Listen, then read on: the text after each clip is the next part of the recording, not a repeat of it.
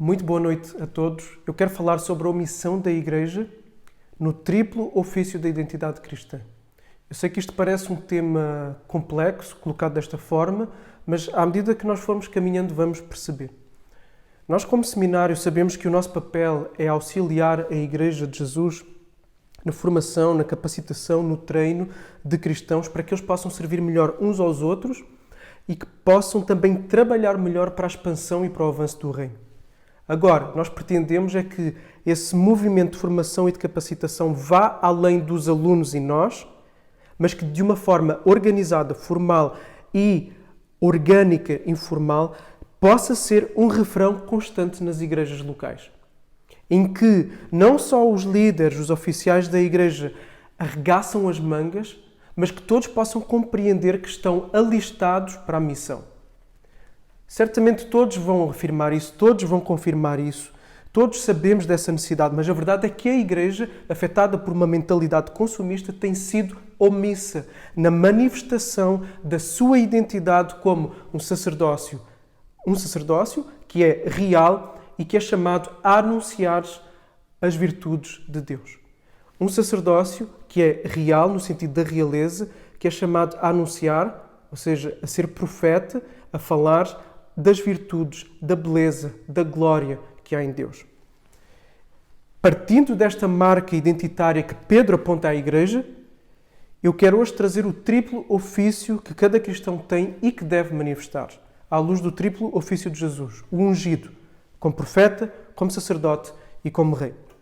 E Jesus, na sua dupla natureza, sendo Deus perfeito e homem perfeito, foi chamado a exercer estes três papéis.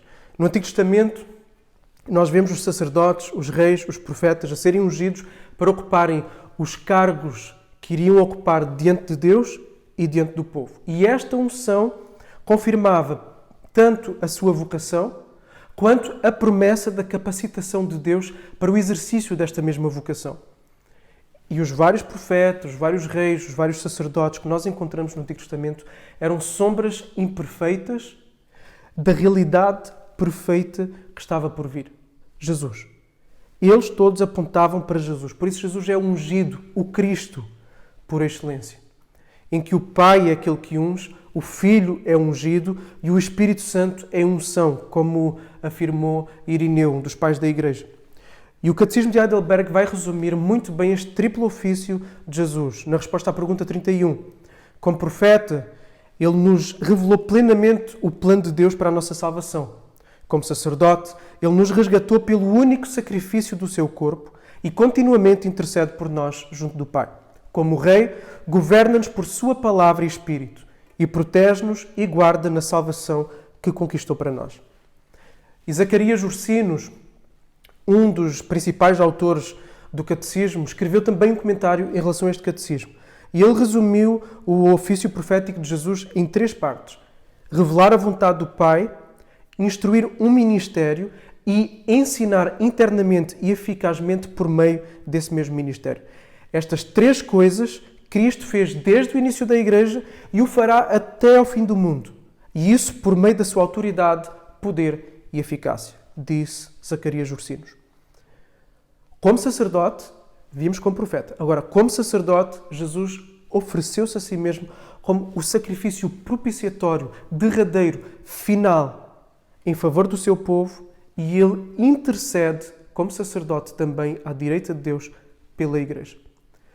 Como sacerdote perfeito, Jesus também conhece as dores do seu povo. Ele mesmo foi provado, ele mesmo foi tentado, como fala o autor aos Hebreus, sem nunca ter caído em pecado. Jesus, assim, conhece em primeira mão a experiência humana. Ele compadece-se dos seus. Ele advoga diante do Pai, diante de Deus, diante do trono de Deus, em favor do seu povo. E por meio do seu Espírito, ele capacita e fortalece a Igreja. Como Rei, Jesus, por meio da palavra, por meio do Espírito, governa a Igreja, defende a Igreja, fala avançar contra as portas do inferno, numa vitória que é garantida, numa vitória que é certa. Jesus assim preserva a Igreja, protege-a e tem feito isso ao longo dos séculos e vai fazer até ao seu retorno. Cristo também, como Rei, levanta do meio da Igreja, levanta do seio da Igreja homens para conduzirem por meio do ministério pastoral a sua igreja. E Cristo vai dar dons também por meio do seu Espírito aos crentes, vai convocar todos os crentes a se discipularem mutuamente, a cuidarem uns dos outros e a proclamarem, a anunciarem as boas novas. Então Jesus, como Rei, faz isto junto da sua igreja. E à luz destes 3 papéis de Jesus, os cristãos são chamados a exercer estes mesmos papéis, ainda que de forma diferente, obviamente. Nenhum cristão é chamado a apresentar-se como um sacrifício propiciatório por todos os outros cristãos, tá bom? Então, de uma forma diferente, os cristãos são chamados também a exercer estes 3 papéis. E o Catecismo de Heidelberg vai trazer exatamente as implicações para a vida cristã a partir dos ofícios de Cristo. Na pergunta 32. Por que tu és chamado cristão? E a resposta: porque pela fé sou membro de Cristo e por isso também sou ungido para ser profeta, sacerdote e rei. Como profeta, confesso o nome dele. Como sacerdote, ofereço a minha vida a ele como sacrifício vivo de gratidão. E como rei, combato nesta vida o pecado e o diabo, de livre consciência, e depois na vida eterna vou reinar com ele sobre todas as criaturas. E é para esta realidade da identidade cristã que eu quero apontar. É isto que eu quero sublinhar nesta noite. E que eu vejo que tem sido algo em que a Igreja se tem omitido. A Igreja evangélica, de forma geral. É para esta realidade da identidade cristã que nós, como seminário, vamos querer trabalhar todos quantos passarem por nós, a fim de que não só eles, mas em que eles, capacitados, possam capacitar outros para exercer esse mesmo ofício. Primeiro ponto, cada cristão é um profeta. Nós, como cristãos que somos, como bons protestantes que somos, como reformados que somos, admitimos, falamos, afirmamos, anunciamos a todo o mundo que a palavra tem um papel inegável e central no nosso meio, na nossa vida, tanto individual como coletiva. E com facilidade todos vão concordar com isto, tanto pelas suas afirmações, como pela sua prática na sua vida de igreja, na sua liturgia, nas suas atividades. Agora, o que cada cristão deve assumir, além de assumir a necessidade das Escrituras na sua vida, cada cristão deve encarnar, assumir o seu papel de profeta. Todos os cristãos são profetas. Okay? Em que sentido? No sentido em que devem assumir a responsabilidade de falar a partir da palavra revelada de Deus, a fim de anunciar as grandezas daquele que os chamou das trevas para a luz. Por isso, todo o cristão deve estudar, deve amar, deve conhecer, deve viver a palavra, para que cresça não só diante de Deus, mas que possa levar os outros à sua volta a conhecerem Deus e a crescerem em amor, em adoração, em deleite, em prazer, em satisfação a Deus. Tanto os da comunidade cristã, quanto todas as pessoas com quem ele se cruza na sociedade. As pessoas, então, que nos cercam, devem encontrar em nós alguém que fala da parte de Deus. As pessoas com quem nos cruzamos devem encontrar em nós alguém que fala da parte de Deus, que revela a vontade de Deus. Isto significa o quê? Isto significa que os nossos vizinhos, os nossos colegas, os nossos familiares não crentes não devem esperar se deparar com um contexto de igreja, de culto, onde um pastor, um oficial, apresenta a palavra para que possam ouvir aquilo que Deus tem a dizer sobre o homem, sobre o pecado do homem, sobre a necessidade de arrependimento, sobre a salvação que há em Jesus, sobre a graça de Jesus. Os nossos amigos, vizinhos, colegas, familiares não devem esperar esses contextos. Nós mesmos devemos ser aqueles que anunciam a vontade de Deus. Lucas diz-nos em Atos capítulo 8, versículo 4, que os cristãos que estavam a ser perseguidos e dispersos iam por toda a parte e anunciavam a palavra. Não só os apóstolos, não só os evangelistas, não só os oficiais da igreja, mas todos, cada cristão ia por toda a parte e anunciava a palavra. O ministério profético, neste sentido da exposição da vontade de Deus revelada na palavra, acontece já de forma organizada, estruturada, nos serviços de culto e nos demais contextos e atividades formais da igreja, que é o que já se faz muito, é aquilo que nós encontramos de uma forma generalizada. Agora, também deve acontecer de forma orgânica e é aquilo que nós, infelizmente, não encontramos tanto. Como por meio de relacionamentos intencionais por parte de cada cristão. Amizades, caminhadas lado a lado com aqueles que estão à sua volta, com aqueles com quem ele se cruza, diante dos quais existe uma intencionalidade do desenvolvimento de uma amizade para se poder anunciar a vontade de Deus. Para isso, nós precisamos não só de despertar cada cristão, não só chamar a atenção, mas nós precisamos de capacitar os cristãos para isso. E é por isso que o nosso seminário quer trabalhar os nossos alunos para que eles possam ser pessoas que saibam capacitar as pessoas que estão dentro da sua esfera de influência para exercerem este ministério profético junto das pessoas com quem se cruzam. Segundo ponto, cada cristão é um sacerdote. Os sacerdotes também tinham este papel de instruir e de ensinar a lei do Senhor. Mas como nós já vimos isto no ministério profético, vamos deixar essa componente e vamos focar noutras. E é normal que nestes 3 ofícios hajam responsabilidades que se cruzam, que se misturam umas com as outras, tá bom? No exercício do nosso sacerdócio, nós somos chamados a nos oferecermos, como Paulo diz em Romanos, como sacrifício vivo diante de Deus, a nos consagrarmos, a nos dedicarmos toda a nossa vida, tudo o que somos, o nosso tempo, as nossas afeições, os nossos recursos, a nossa família, tudo devemos consagrar diante de Deus. Nós sabemos isto muito bem. Nós também sabemos muito bem que devemos interceder por nós próprios. Nós também sabemos muito bem que devemos interceder por aqueles que estão à nossa volta. Mas o facto de sabermos não quer dizer que de facto o façamos. Somos chamados a interceder pelos nossos irmãos da igreja e somos chamados a interceder especialmente pelos nossos familiares, amigos, colegas, vizinhos, conhecidos que ainda não foram alcançados pelo sumo sacerdote e pelo derradeiro sacrifício que é Cristo. Uma vez mais, o cumprimento desta responsabilidade de intercessão até acontece na vida formal e estruturada da Igreja, ainda que cada vez menos, nós vemos as reuniões de oração cada vez mais esvaziadas de crentes, mas essa responsabilidade de intercessão deve acontecer também de forma informal, orgânica, na vida de cada cristão, em que cada cristão assume o papel de levar diante de Deus de forma regular, de forma comprometida, de forma sincera, de forma fervorosa, os membros da sua igreja e as pessoas com quem se cruza no seu dia-a-dia. Qual foi a última vez que tu e eu fizemos uma lista de 2 ou 3 colegas de trabalho pelos quais nós vamos assumir nos próximos tempos de orar de forma específica, intencional, sincera por eles, rogar diante de Deus por eles? Será que nós oramos por todos os membros da nossa comunidade, da nossa igreja? Será que nós sabemos o nome das várias pessoas que compõem a nossa igreja e intercedemos por elas, uma a uma? Então nós falhamos muito neste nosso papel de sacerdotes. Há outra responsabilidade também como sacerdotes que eu quero destacar e que infelizmente também escasseia na vida cristã. O de nos compadecermos pelo sofrimento e pela realidade alheia. Jesus, como destaca o autor de Hebreus,